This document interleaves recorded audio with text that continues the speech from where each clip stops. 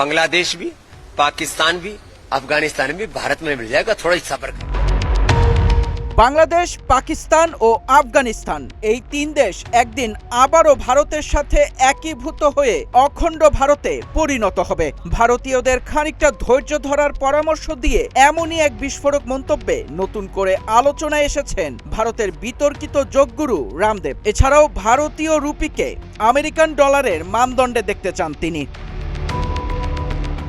ভারতীয় গণমাধ্যম ইন্ডিয়া টুডের প্রতিবেদন অনুযায়ী রায়পুরের স্বামী বিবেকানন্দ বিমানবন্দরে উপস্থিত সাংবাদিকদের সাথে আলাপকালে তিনি এই মন্তব্য করেন। এ সময় প্রতিবেশী দেশগুলোতে হিন্দুদের ওপর অমানসিক নির্যাতনের অভিযোগ তোলার পাশাপাশি ভারতের ভৌগোলিক ও রাজনৈতিক ভবিষ্যৎ নিয়ে নিজের অদ্ভুত ভাবনার কথা তুলে ধরেন রামদেব।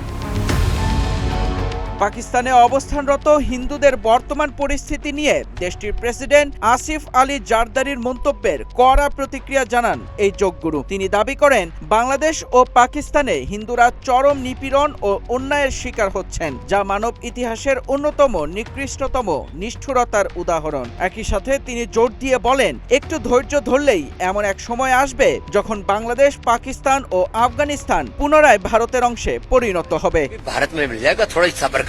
এদিকে ধর্মান্তরকরণ এবং তার রোধে ছত্তিশগড় সরকারের সাম্প্রতিক আইনি পদক্ষেপ নিয়ে প্রশ্ন করা হলে রামদেব বিষয়টিকে কিছুটা ভিন্ন দৃষ্টিভঙ্গিতে ব্যাখ্যা করেন। তার মতে, ভারতে হিন্দু, মুসলিম কিংবা খ্রিস্টান কোনো নির্দিষ্ট ধর্মই বর্তমানে কোনো বিপদের মুখে নেই, বরং যা ঝুঁকিতে রয়েছে তা হলো ভারতের নিজস্ব সম্মান ও বৈশ্বিক মর্যাদা।